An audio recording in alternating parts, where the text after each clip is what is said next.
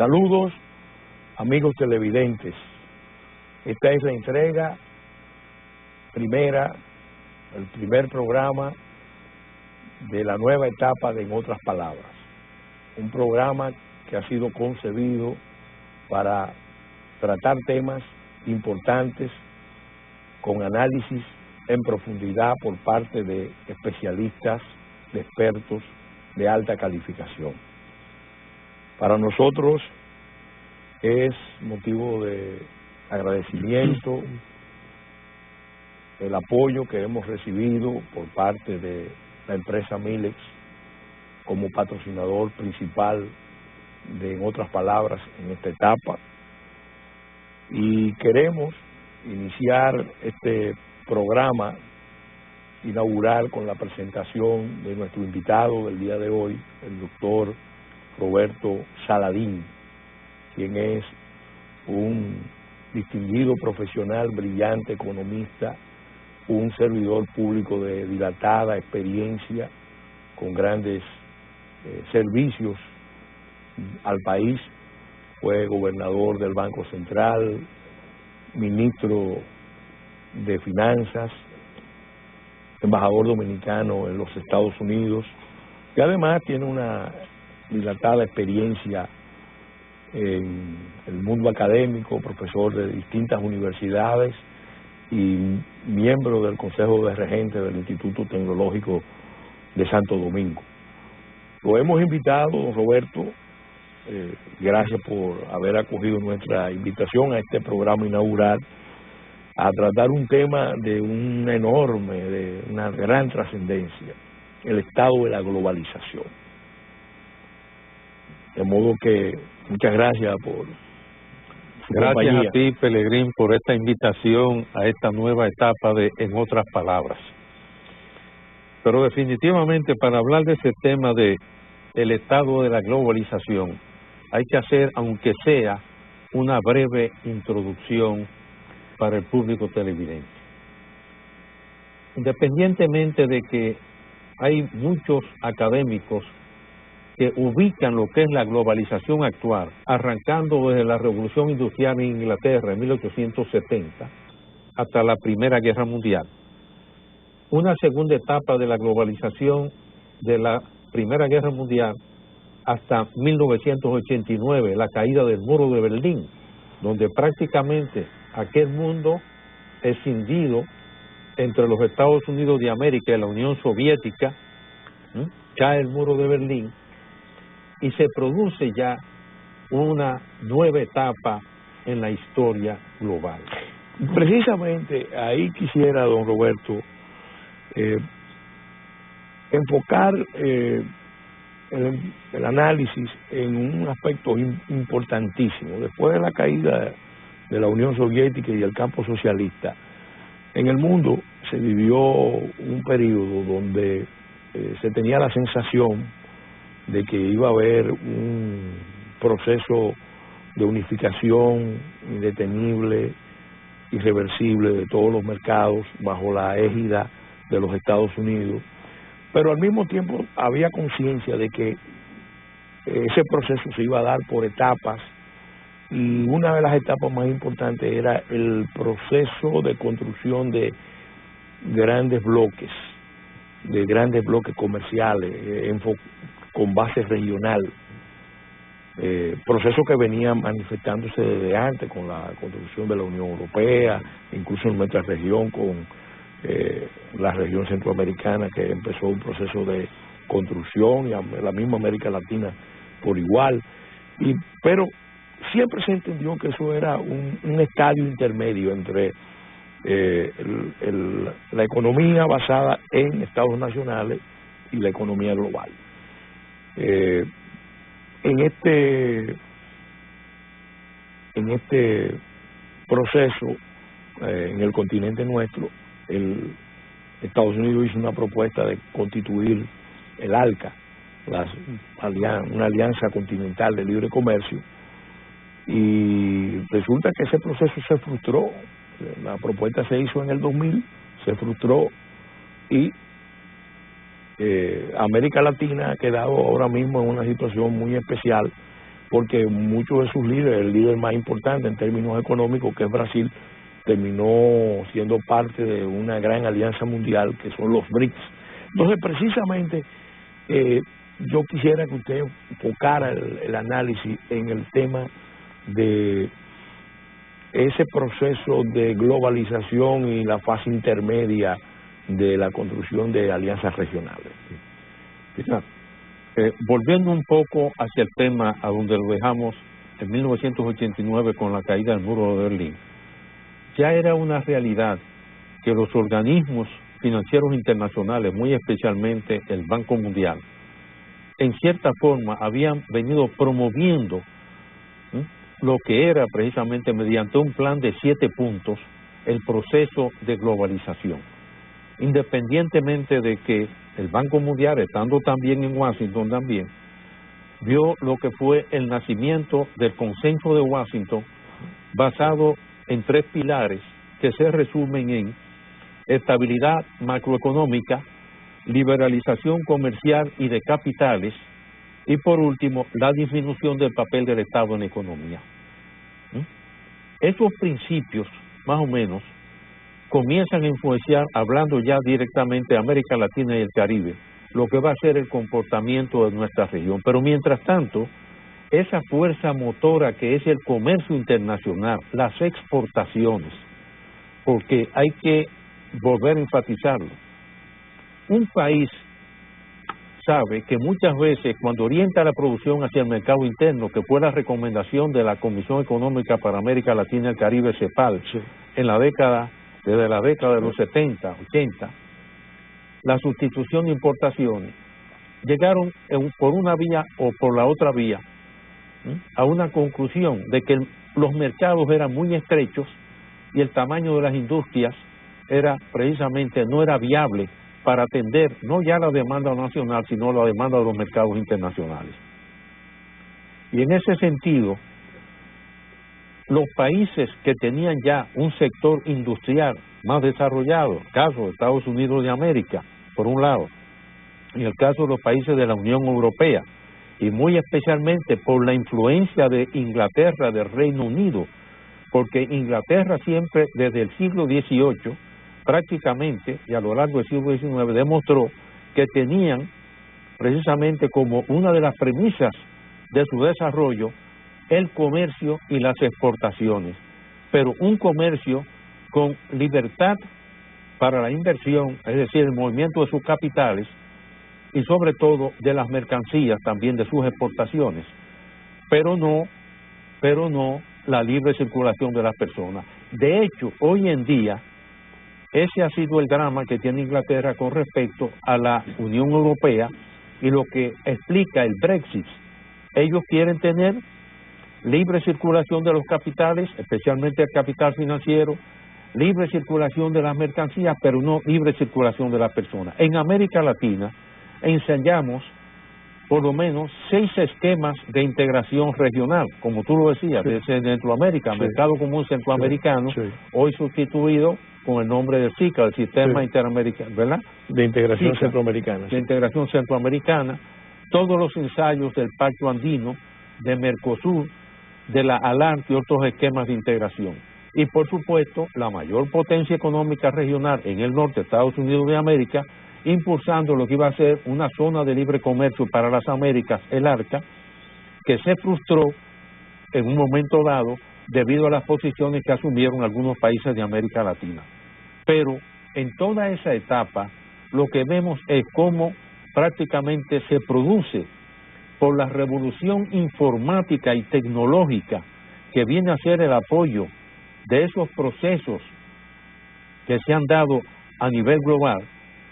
la libre circulación de los capitales, del capital financiero, la libre circulación también de las mercancías o de los bienes y servicios, pero solamente en el caso de la Unión Europea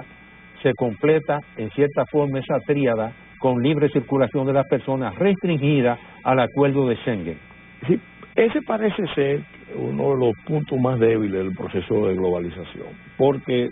todo el esquema de constitución de mercados globales de alguna manera pone de lado el papel de los estados nacionales. Eso, el papel de los estados nacionales se fue erosionando y se avanzó muchísimo, eso potenció enormemente el surgimiento de lo que Loretta Napoleoni llama una economía canalla, precisamente una economía global que crece al amparo de la debilidad de los estados, pero alrededor de actividades criminales, desde el narcotráfico, tráfico de armas, tráfico internacional de personas, tráfico de sustancias tóxicas, tráfico de desechos nucleares, es decir, y eso de alguna manera conecta con circuitos de la economía formal y de la economía de los paraísos fiscales, que a la larga termina siendo uno de los factores que van debilitando los procesos globales, porque muchas de las crisis que ha tenido la globalización, sobre todo la crisis del 2008, de alguna manera está íntimamente vinculada con esa realidad profunda del avance de esa economía canalla. Pero en todo ese proceso de globalización, sí, lo que vemos es que a partir de esa década, llevándolo a los 80, es que al reducirse el rol del Estado y disminuirse la presencia del Estado dentro de las economías nacionales, es sustituido entonces por el fundamentalismo del mercado. sí. O sea, se impone prácticamente a nivel global como premisa que el mercado es el que tiene la capacidad de asignación de los recursos Y que se autorregula. y que se autorregula también libremente, y de que tendrá la capacidad de satisfacer las demandas que demandan los ciudadanos a nivel global en cuanto a salud, educación y empleo. Pero la globalización también tiene una cara, por una parte ha generado esa inversión en todos los países que pudieron, ¿verdad?, a partir de las premisas de que había que permitir la inversión extranjera y crear las condiciones mediante por lo menos una base de educación y de salud y otros parámetros más para recibir esa inversión extranjera que iba a venir a maximizar el crecimiento económico de los países, la generación de empleos y un periodo de bienestar para sacar a una parte importante de la población de la pobreza. Y uno ve que todavía hay países que tienen un ingreso per cápita de alrededor de unos $800 anuales, contra otros en los países industrializados que están por encima de los $21,000 anuales, el nivel más bajo de la población de esos países industrializados. La realidad es que prácticamente si uno ve los efectos de la globalización en un país como Estados Unidos de América, que es uno de los países líderes, y uno toma el sector financiero de ese país, en Estados Unidos, en el sector financiero, Peregrín, han desaparecido 100,000 empleos. ¿Por qué? Porque se ha hecho la virtualización del sector financiero. Prácticamente por la revolución tecnológica en la informática, han sustituido lo que es por un lado la automatización y por el otro lado la robotización también. Se han eliminado miles y miles de empleos. Es más, si uno coge las 12 principales empresas manufactureras, uno ve cómo ha habido una caída del empleo, aunque se aumenta el volumen de ventas, y muchas veces hay empresas paradigmáticas, como una empresa cigarrillera en Estados Unidos, donde aunque sus ventas se incrementaron en más de un 4,000%, redujo el personal en un 33%. Es decir, que aún en países que se han beneficiado de la globalización, uno ha visto una caída del empleo, y sobre todo la clase media descender hacia nuevos escalones hacia abajo. Usted está apuntando a algo muy importante que nos obliga a cuestionarnos, bueno, ¿quiénes son los ganadores reales y quiénes son los perdedores reales de este esquema de globalización? Porque es evidente que hay en el mundo de los mercados globales interconectados, potenciados por las tecnologías, por las comunicaciones, unos grandes ganadores que son las élites globales. En cada país los sectores más conectados con la economía global han ganado. Y hay una élite incluso supranacional que se articula sobre todo alrededor de las grandes corporaciones transnacionales que piensan globalmente, y es natural, es un proceso comprensible. Sin embargo, eso genera una contradicción entre esos ganadores y los perdedores en cada país. Mira, si lo ponemos en estadística, 6% de la población mundial es dueña del 59% de toda la riqueza del mundo. Para el Banco Mundial, que ha sido, recuerden, amigos televidentes, que el Banco Mundial fue el que trazó un plan de 7 puntos para un país incorporarse a la globalización. ¿Quiénes son los países, de acuerdo con el Banco Mundial, que han sido de los mayores beneficiarios de la globalización? En primer lugar, China, la República Popular de China. En segundo lugar, la India. En tercer lugar, Vietnam. En cuarto lugar, México. Y en quinto lugar, en el caso europeo, ex Unión Soviética, Hungría. Pero si nosotros tomamos el ejemplo de China, ¿verdad? Sí. Que hasta un momento dado de su historia en la década de los 70, prácticamente era un país donde el ingreso per cápita, comparado con otras economías del mundo, era uno de los más bajos. Por supuesto, abre su economía a la inversión extranjera y mediante la manufactura, el sector industrial logra sacar de la pobreza a 400 millones de chinos y llevarlos a un nivel de ingreso en la población que hoy en día tiene más de 100 millonarios. Pero al mismo tiempo, esa misma República Popular de China tiene anualmente de 60 a 70 millones de ciudadanos de la población rural que vienen a presionar a las poblaciones urbanas que demandan vivienda, educación y salud también. Y esto crea un proceso también de muchas presiones, lo mismo que ha ocurrido con México, donde hay una megápolis y prácticamente uno ve un cambio en que prácticamente va desapareciendo la población rural y la zona urbana crece a niveles prácticamente imposibles de administrar. Se podría decir, don Roberto, que el éxito de un país insertándose en la economía global depende al mismo tiempo de que tenga capacidad de integrarse hacia adentro, porque ese es un elemento muy importante. ¿Quiénes son los que se integran? Los individuos, los sectores, las empresas o las naciones como el marco fundamental. Cuando uno percibe que cuando no hay un proyecto nacional fuerte, cuando no hay un Estado funcional, integrador, el proceso de integración favorece a las élites, pero perjudica a la mayoría de cada país, porque no hay integración hacia adentro. Y por el contrario, cuando se da el proceso de un Estado que funciona correctamente, con integración hacia adentro, el éxito al integrarse a las economías globales está asegurado. Pero eso lo vamos a analizar en el próximo segmento.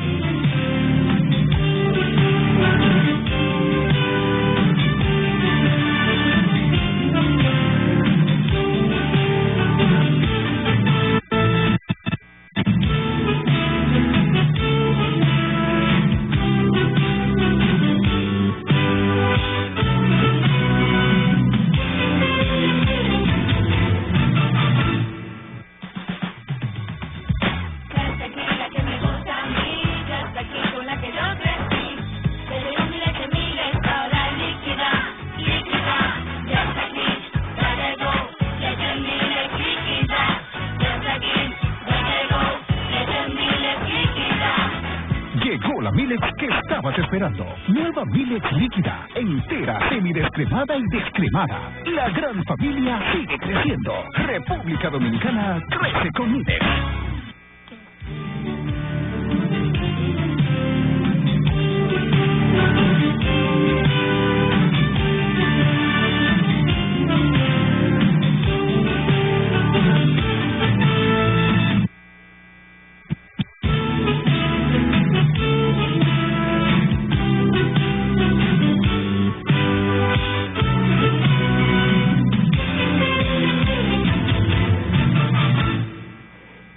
el segmento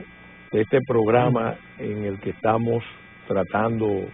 el estado de la globalización, hablábamos de la necesidad de que los países tuvieran proyectos nacionales fuertes para poder ser exitosos en los mercados globales. Se lo explica muy bien Michael Porter. Los países con una economía fuerte, con un estado funcional, tienen más probabilidades de ser exitosos que los países que carecen de eso. Y entonces nos gustaría que usted reflexionara sobre eso y sobre todo sobre cuáles son esas características que el Banco Mundial definió para considerar precisamente que un país entró en los procesos globales con posibilidades de éxito. Sí, ese plan de 7 puntos que aplicó desde la década de los 70 el Banco Mundial iba destinado esencialmente a que ese país hiciera en primer lugar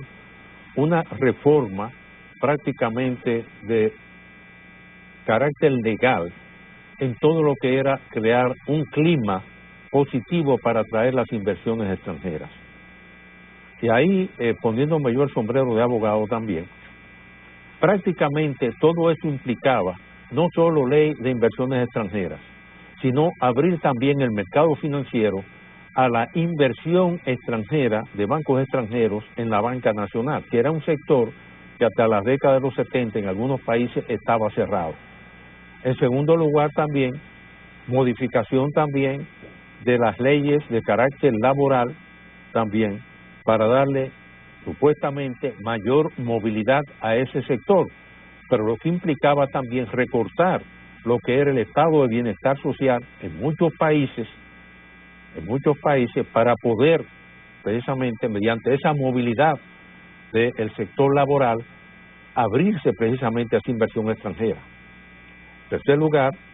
el polo educación también, formar esa mano de obra capacitada para recibir en diferentes sectores de la economía esa inversión. Todo ese modelo conducía a que con la llegada de los capitales financieros, de las empresas extranjeras vinculadas a la explotación de las materias primas y su transformación, ya fuese como bienes finales o como minerales para su exportación a otros mercados industrializados. El modelo se basaba en que no solo ya en incrementar el volumen de las exportaciones, precisamente para tener ese impacto en la economía nacional. Y si nosotros, tomando un ejemplo para ser práctico, volvemos al caso de China, ese modelo, que lo repito, que en 20 años logró sacar a 400 millones de chinos de la pobreza mediante la manufactura y el sector industrial, implicaba una economía orientada hacia la exportación para generar un ahorro nacional mediante el incremento de las exportaciones. Es más, aunque no es un tema muy popular, Pelegrín,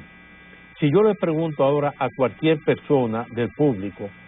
¿qué % de las exportaciones nacionales representa en relación con el Producto Interno Bruto de un país? Muy poca gente le daría un seguimiento a esas estadísticas. Por ejemplo, Estados Unidos en la década de los 70,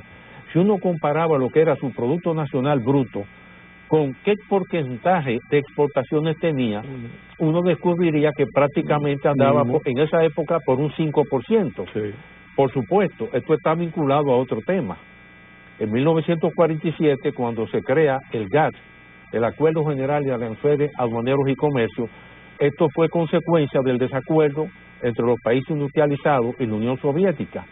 Entonces, se crea el GATT, integrado por Estados Unidos e Inglaterra y los otros países, entre ellos República Dominicana, para regular el comercio de productos o de bienes. Pero ya en la década de los 80 se crea la Organización Mundial del Comercio para que entren no solo los bienes, los productos industrializados, sino también propiedad intelectual y también los servicios. Sí. Entonces, un país, cuando se adhiere a esa Organización Mundial del Comercio, uno tiene que ver el efecto que tienen todas esas normas y regulaciones para permitir la libre circulación de los capitales, la libre circulación de los bienes y servicios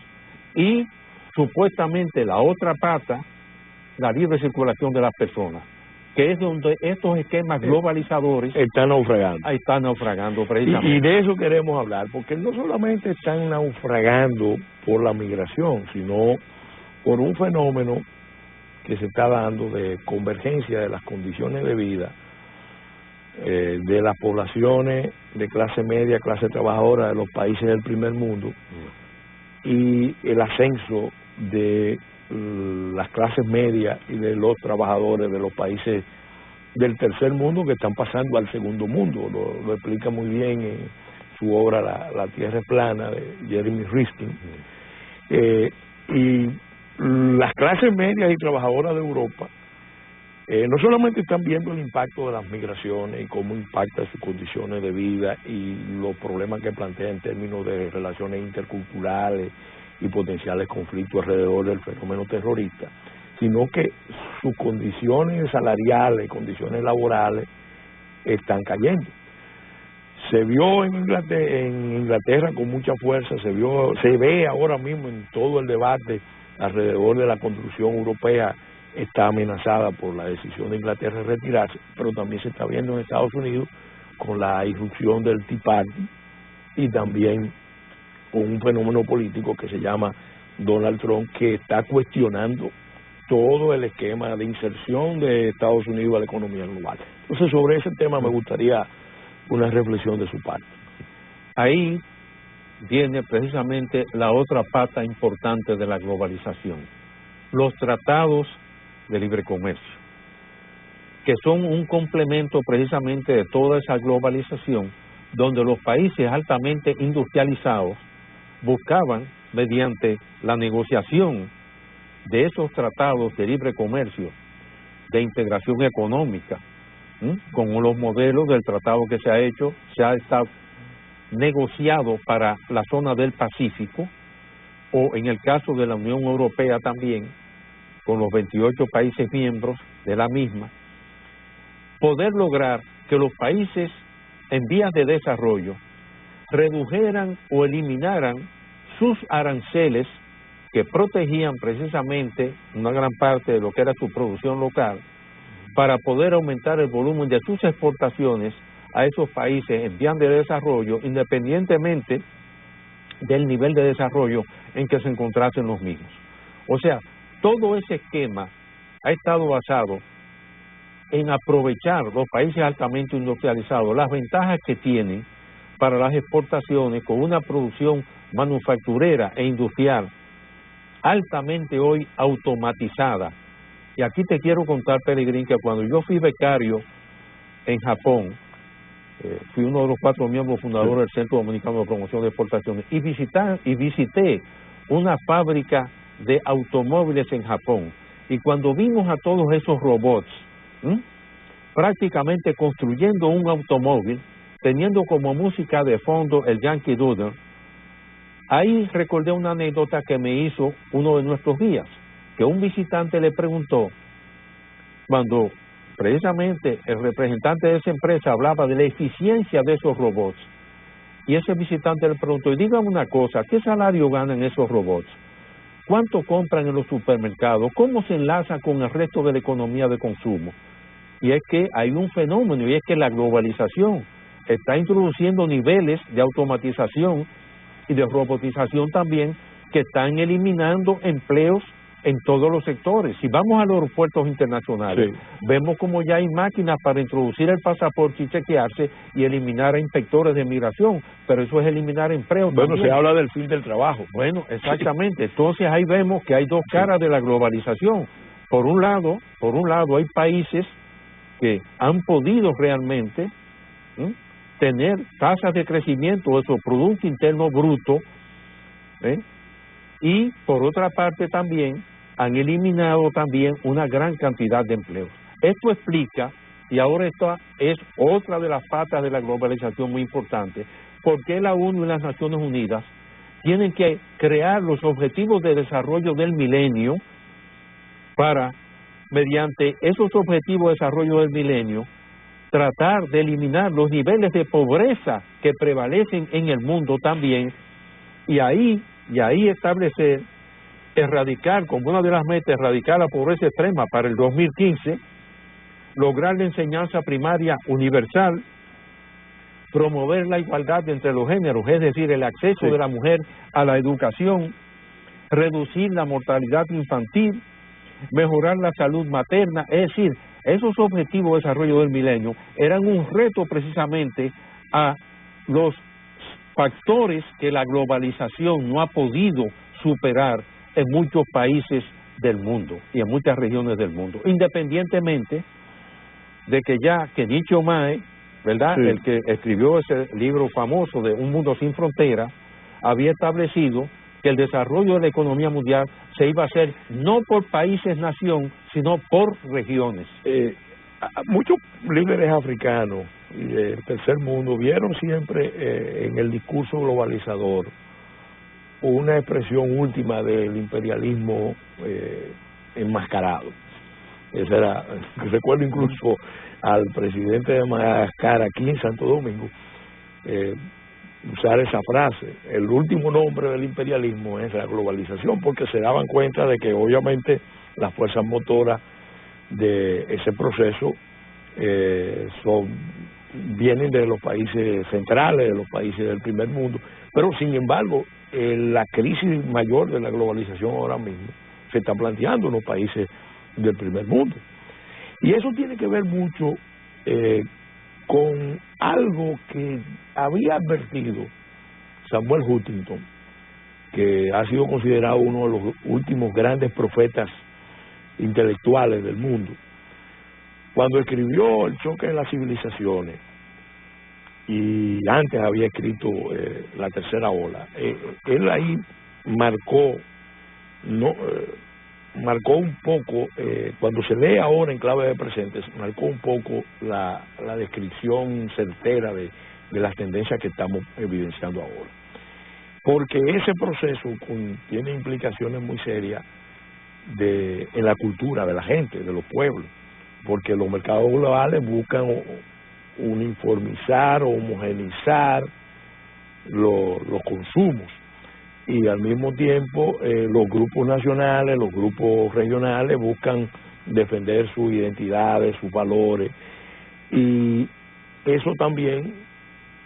plantea problemas muy serios con relación al resurgimiento de las grandes aspiraciones, porque esas fuerzas han liberado fuerzas o han detonado por la vía de la resistencia fuerzas y procesos impresionantes. Cuando Huntington hablaba del choque del Islam con las otras civilizaciones, se veía como un tremendismo. Los hechos han demostrado que tenía toda la razón. Los únicos escenarios donde el Islam radical no está chocando es con Japón y con América Latina. Sin embargo, también advertía en la tercera ola, que se alude al proceso no de lo descrito por Alvin Toffler en la tercera ola de Toffler, sino en el surgimiento de liderazgos muy orientados al populismo en el mundo, en nombre de un proceso de democratización que implica mucha participación, pero al mismo tiempo una debilidad institucional en los estados donde se da. Y en América Latina hemos vivido esa experiencia, una movilización sin precedentes, un crecimiento y una mejor distribución basado en el uso intensivo de las materias primas, porque el éxito de muchos procesos en América Latina ha descansado más en los recursos energéticos, en los recursos mineros, en los recursos de producción agropecuario, pero al final nos encontramos con estados debilitados, conflictos internos. Entonces, ¿cómo manejar estas situaciones de cara al futuro? ¿Qué usted prevé que va a pasar con estos escenarios que estamos viendo en el mundo? Porque se ha avanzado mucho en muchos sentidos, hay más posibilidades que nunca antes por el avance de la ciencia y la tecnología, pero al mismo tiempo hay un problema de grandes contradicciones, de grandes luchas y de guerras inéditas, sin precedentes. Mira, si uno ubica todo eso que tú acabas de analizar en lo que yo llamo el año más importante dentro del proceso de globalización, independientemente de los avances que han hecho muchos países dentro de la globalización. Es la crisis del 2008. La crisis del 2008 sacude la economía mundial. Y fíjate que el gatillo que detona esa crisis del 2008 es la crisis lamentablemente, del sector vivienda en Estados Unidos de América, donde el exceso de liquidez que existía en el sector financiero hizo que se le prestasen a personas y a sectores que no tenían ingresos para poder repagar esos préstamos hipotecarios. Entonces, esa crisis subprime que genera en Estados Unidos, los paquetes que se forman de hipotecas y su venta en el mercado internacional detonan esa crisis del 2008, y a partir de ahí todo este esquema global también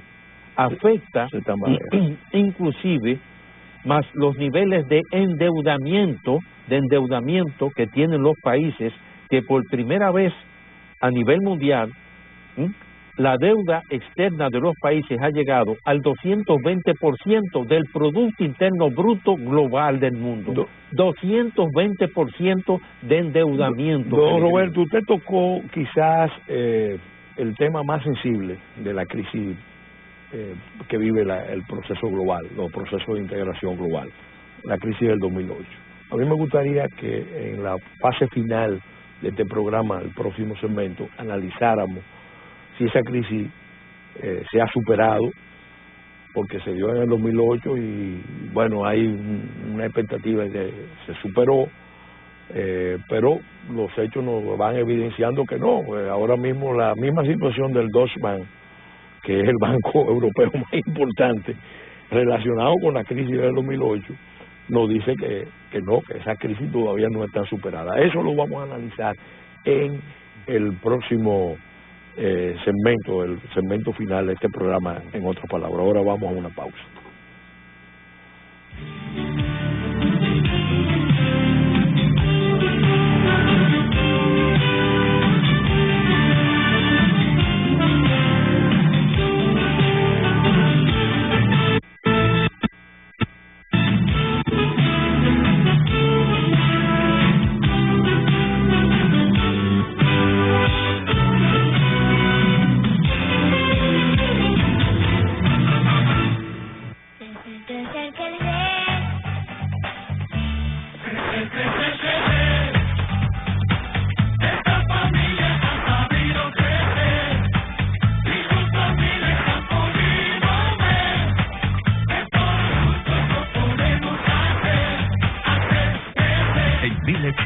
Parte de una historia que sigue creciendo desde hace 60 años. Y junto a tu familia, la nuestra se hace más grande. República Dominicana crece con Milex.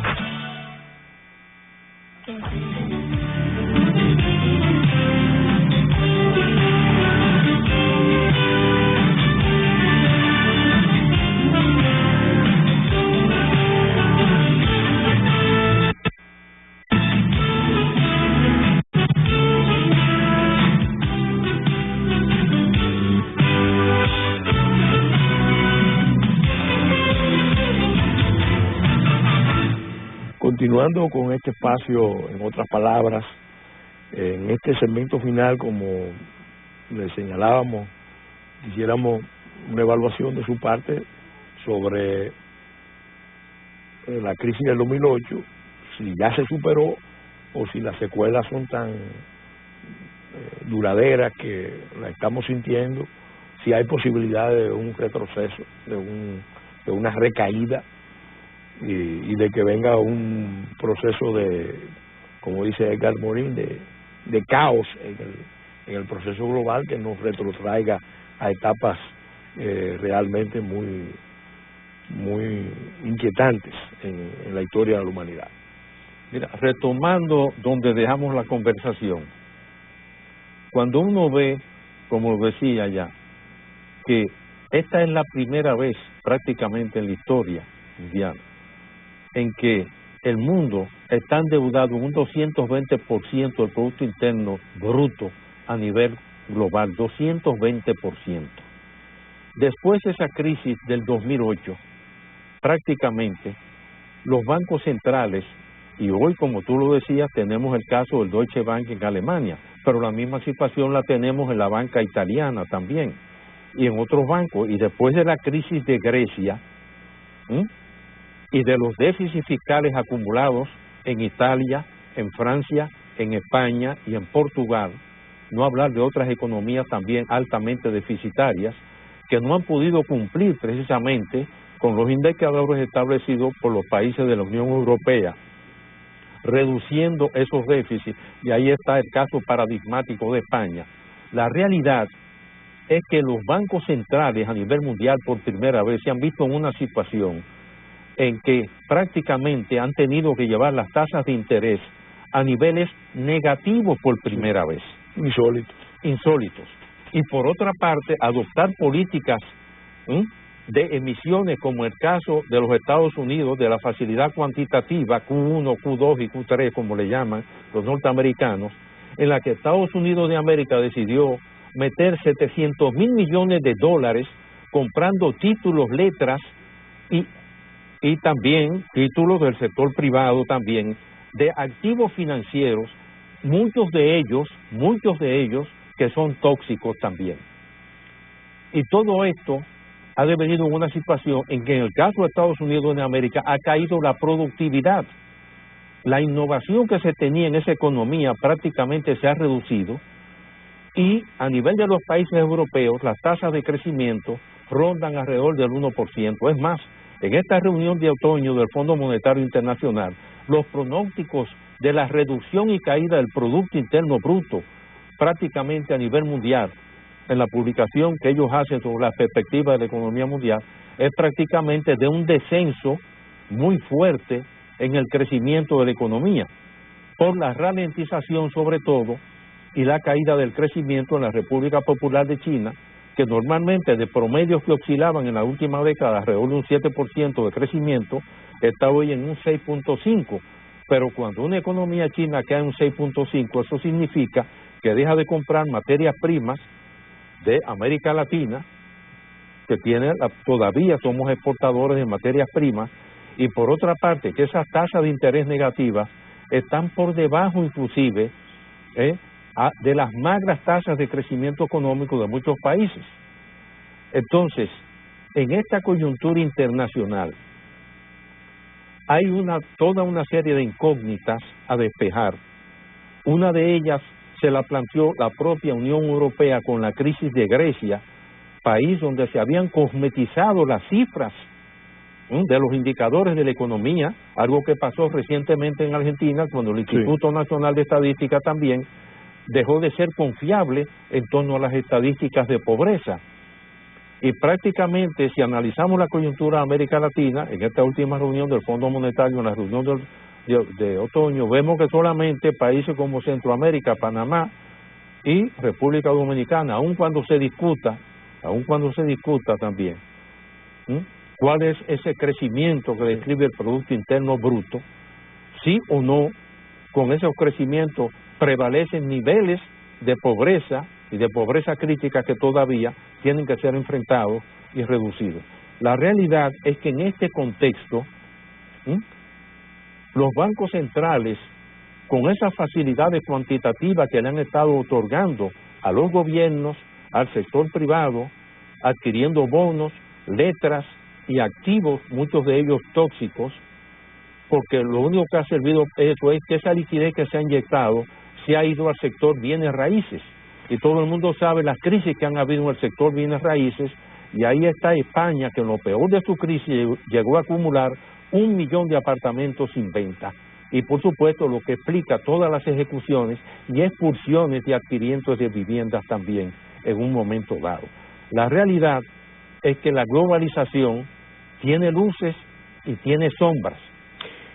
Cuando uno ve, don Roberto, el debate de los Estados Unidos, el debate presidencial, se llena de estupor, porque no se supone que en la primera potencia del mundo, la primera democracia, el ancha de la economía mundial, que es Estados Unidos, se esté verificando un debate de esa naturaleza. y un debate que tiene muchas implicaciones, no solamente internas en los Estados Unidos, sino con relación al curso de los acontecimientos mundiales, porque hay dos enfoques. El enfoque que ha asumido el Partido Demócrata y su candidata con relación a seguir atribuyendo a Estados Unidos el papel del líder de los procesos globales y abriendo acuerdos de libre comercio con Europa, con el Pacífico, y el otro enfoque revisionista del candidato Trump, que aunque tiene muchas fuerzas en contra, revela que hay una resistencia en muchos sectores de la sociedad norteamericana. Es un candidato que, si no tuviera esas condiciones especiales que se dan en Estados Unidos, hace rato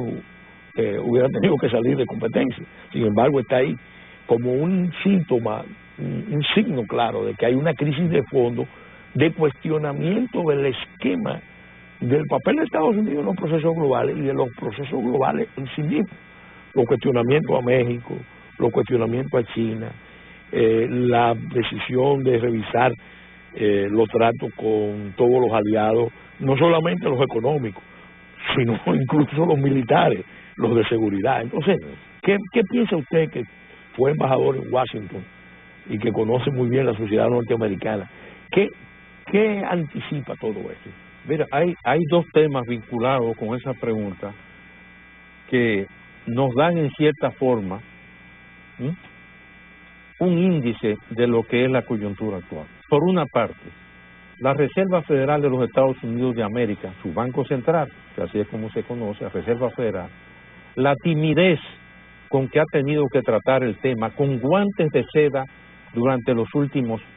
3 años en relación al tema de si sube o no sube las tasas de interés. Un tema extremadamente delicado, a un punto tal que cada vez que Janet Yellen habla y cada vez que se reúne precisamente el Comité de Miembros de la Reserva Federal en Washington, independientemente de la que tienen algunos de los estados, ese es un tema extremadamente sensible, porque todo el mundo lo relaciona o no con la liquidez que puede haber en la economía, sí o no habrá liquidez para comprar bienes de capital, sí o no en función de esas tasas de interés crecerá el empleo o no crecerá el empleo también. Y por otra parte, esa señal que emita la Reserva Federal de Estados Unidos, en cierta forma, que fue quien que creó esa facilidad cuantitativa de llegar a meter en la economía 700,000 millones de dólares, adquiriendo títulos del gobierno y títulos del sector privado, seguido luego por el Banco Central Europeo también, con toda la polémica que ha habido entre Alemania, la República Federal de Alemania, contra el gobernador del Banco Central Europeo, Mario Draghi. En eso vemos nosotros también los factores que hay que esclarecer de aquí al mes de diciembre, cuando se espera sí o no subirán las tasas de interés por parte de la Reserva Federal. En segundo lugar, si Estados Unidos de América, donde los presidentes someten al Congreso, Senado y Cámara de Representantes los tratados comerciales, sí o no el Poder Ejecutivo en Estados Unidos tendrá la facultad de el tratado prácticamente que se ha negociado con un grupo de países del Asia, ¿será ratificado o no será ratificado? Si Estados Unidos de América y su Congreso cuestionarán o no cuestionarán en función de quien vaya a la Casa Blanca el Tratado de Libre Comercio entre México, Estados Unidos y Canadá. Y sí o no Estados Unidos tendrá la capacidad de negociar un Tratado de Libre Comercio con los países de la Unión Europea, donde hay grandes resistencias por parte de Francia, la misma Alemania, y no hablar del caso hoy del Reino Unido, de Inglaterra, debido al Brexit,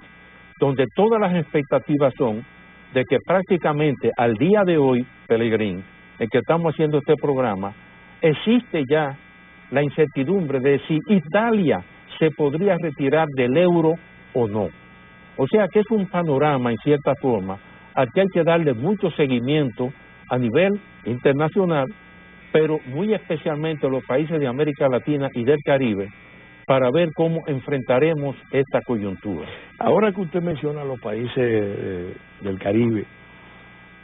Hace mucho tiempo nosotros venimos planteando que como región tenemos necesidad de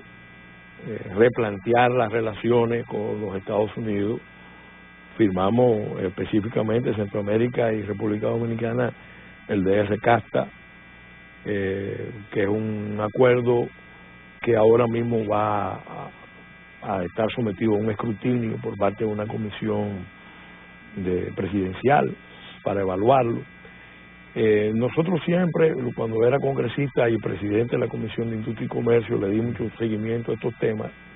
y tuve ocasión de plantearlo en el mismo Congreso norteamericano, frente a comisiones diversas y en eventos internacionales importantes.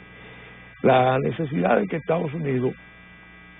haga una reevaluación de su relación con la región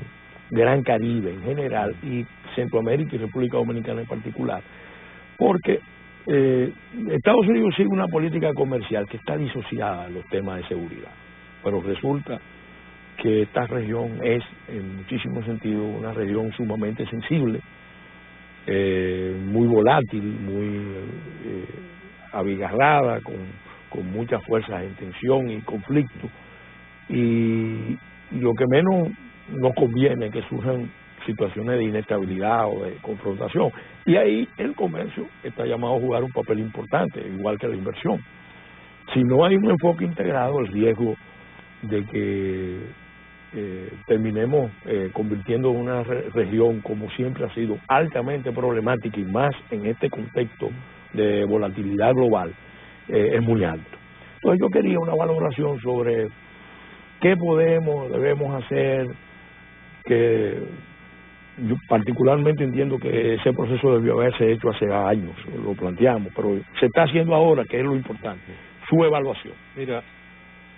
en primer lugar, lo más importante, independientemente de las conclusiones y recomendaciones a que llegue esa comisión presidencial para evaluar lo que han sido los resultados del DR-CAFTA, Tratado de Libre Comercio entre Centroamérica, Estados Unidos y República Dominicana, es que se definan las consecuencias que puede tener para la República Dominicana hacer lo que ocurrió en Haití. Hace unos años, Haití decidió eliminar el arancel que tenía en relación con las importaciones de arroz. Sí. El sector arrocero de Haití fue eliminado, borrado del mapa. En el caso de República Dominicana... Algo que admite el propio presidente Clinton, que fue un error. Que fue un error. Sí, sí. Imponerle eso a Haití. Imponerle eso, en primer lugar. En segundo lugar, aunque aquí en el pasado han habido sectores que decían, no, la producción, el costo de la producción de arroz en República Dominicana es muy elevado, los costos de producción. Nosotros podemos eliminar esa producción e importar arroz más barato. Algo que es realmente penosa y lamentablemente es desconocer el aporte que le hace el sector arrocero a nuestro país, y muy especialmente con una producción que supera los 10 millones de quintales, donde todavía, comiéndose República